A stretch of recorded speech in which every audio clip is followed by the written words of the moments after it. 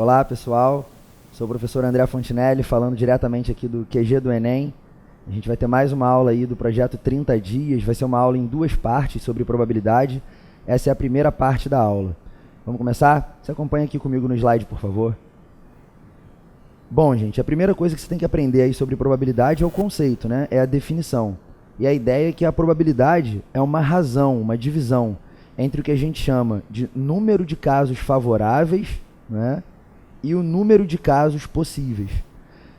Num primeiro momento, se você nunca teve uma aula sobre probabilidade, pode não estar muito claro o que essas duas coisas significam, né? Casos favoráveis e casos possíveis são expressões um pouco subjetivas, então é muito importante que você olhe exemplos, né, para poder realizar, né, concretizar essas ideias, certo? O primeiro exemplo que você tem aí embaixo é o seguinte, ó, um baralho comum, ele tem 52 cartas, certo? Divididas em 4 naipes, ouros e copas são os vermelhos, paus e espadas são os pretos.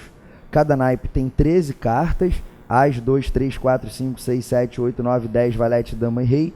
E tem uma pergunta aí, que é, retirando-se ao acaso uma carta de um baralho, qual é a probabilidade de que essa carta sorteada tenha uma letra preta, né? Pessoal, a situação é a seguinte, então você tem um baralho na mão, e aí você vai colocar a mão ali para pegar uma carta, né? Repara que se você não está vendo as cartas, você não tem certeza sobre qual vai ser a carta que você vai pegar. As perguntas de probabilidade sempre são assim, você quer saber qual é a chance de uma certa coisa acontecer. Então, o numerador e o denominador tem a ver com o seguinte, embaixo, o que você tem que colocar, né, o que a gente chama de número de casos possíveis, é tudo aquilo que pode acontecer quando você realiza o experimento, que nesse caso é meter a mão no baralho e pegar uma carta. Então, quando você pega, o resultado pode ser qualquer uma das 52 cartas do baralho. Então, o denominador são 52 cartas, né? Esses são os casos possíveis. Em cima, no numerador, que entram os casos favoráveis, é ali que você se preocupa com o que está sendo perguntado, né? Nessa questão, se você voltar aqui para o slide, a pergunta é qual é a probabilidade de que a carta sorteada tenha uma letra preta. Então, quantas cartas do baralho satisfazem essa condição aqui, né? São letras e são pretas. Bom, em primeiro lugar, você tem 4 letras, que são o valete, a dama, o rei e o ás.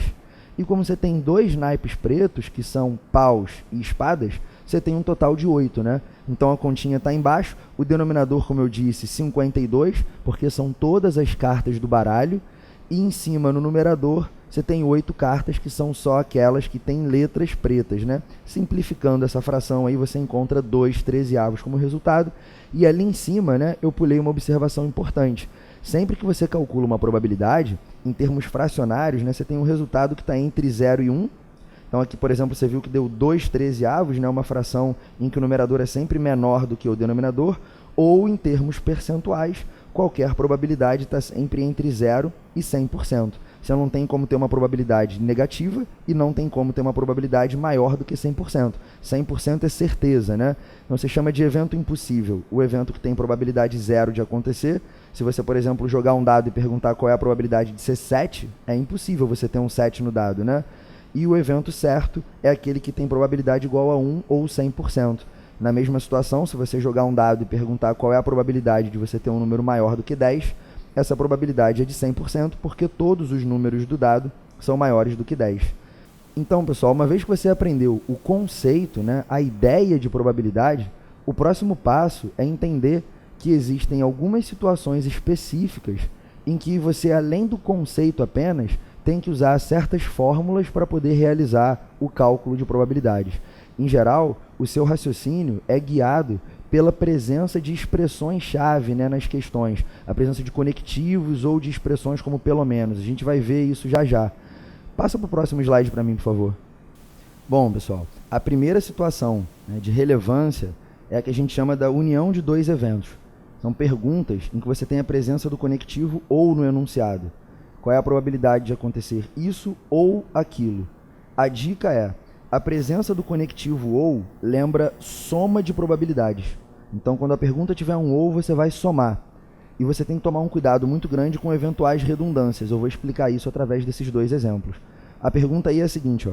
Retirando-se ao acaso uma carta de um baralho com 52 cartas, determine a probabilidade de a carta sorteada ser um rei ou uma carta de copas no item A e um 8 ou uma letra no item B. Bom, pessoal, a diferença marcante entre esses 2 itens é a seguinte. No item B, não tem como uma carta ser um 8 e uma letra ao mesmo tempo. Então não existe redundância entre esses dois casos que estão ligados pelo ou. Já no item A, uma carta pode ser um rei e ao mesmo tempo ser uma carta de copas. Então isso afeta a conta. No item B, que não tem redundância, basta você somar a probabilidade. A probabilidade da carta ser um 8 é 4,52, a probabilidade de ser uma letra é 16,52 e o resultado aí já simplificado dá 5,13. Agora no item A, quando você soma 4,52, que é a probabilidade de ser um rei, com 13,52, que é a probabilidade de ser uma carta de copas, você tem que descontar esse 1,52, que seria a probabilidade da carta ser ao mesmo tempo rei e de copas, né? Então, com palavras, a probabilidade de ser um 8 ou uma letra é a probabilidade de ser 8 mais a probabilidade de ser letra. A probabilidade de ser um rei ou uma carta de copas é a probabilidade de ser rei mais a probabilidade de ser copas menos a probabilidade de ser o rei de copas. Então, essa foi a primeira das situações relevantes. A segunda é aquela em que você tem a presença do conectivo e ao invés do conectivo ou. Volta aqui para o slide. Tá aí, a gente chama de interseção de eventos, eventos simultâneos ou eventos sucessivos. Resumindo, você tem a presença do conectivo e na pergunta. Então, você pode ter questões em que você tem que calcular a probabilidade de acontecer isso e aquilo.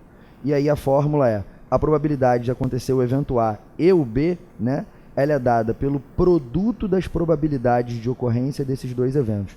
Então, a dica é a presença do conectivo e lembra produto, né? Você multiplica probabilidades. O exemplo que está aí é o seguinte, ó. Messi, Cristiano Ronaldo e Neymar batem um pênalti cada. As probabilidades desses jogadores marcarem gol são 3/4, 4/5 e 5/6, né? Qual é a probabilidade de todos os jogadores marcarem gol? Repara, pessoal, que tem uma coisa muito importante.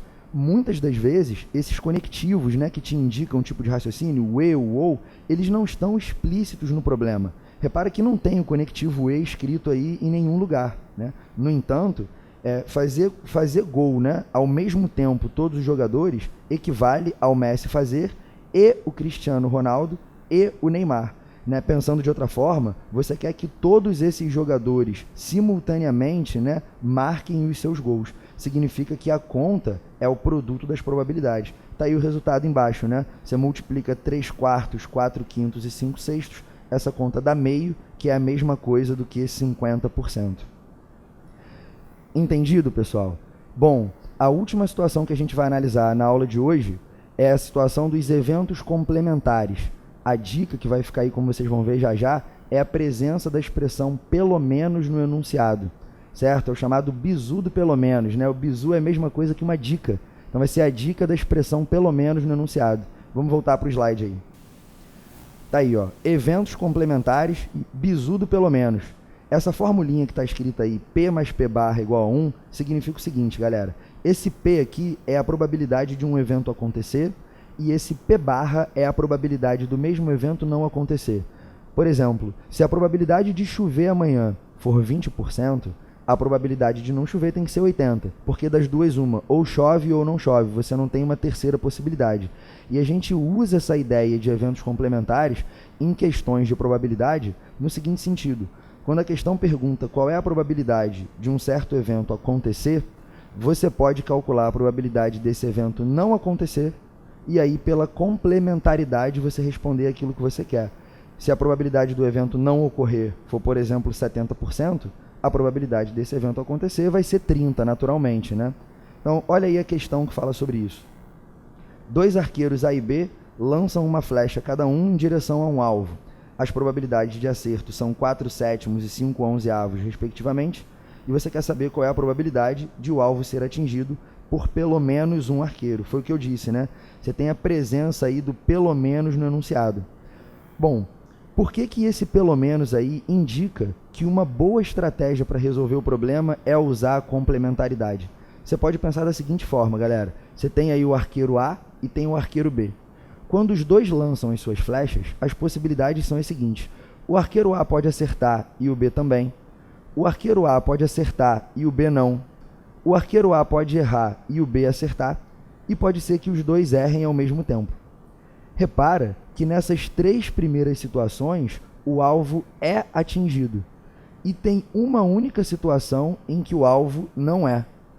Então repara que, apesar da pergunta ser qual é a probabilidade de o alvo ser atingido, parece muito mais simples calcular a probabilidade de não ser, porque você vai ter que fazer uma conta só ao invés de 3, certo? Como as probabilidades de acerto são 4/7 e 5/11, as probabilidades de erro, embora não tenham sido dadas, né, podem ser deduzidas. Se o arqueiro A acerta 4 em 7, então ele erra 3 em 7.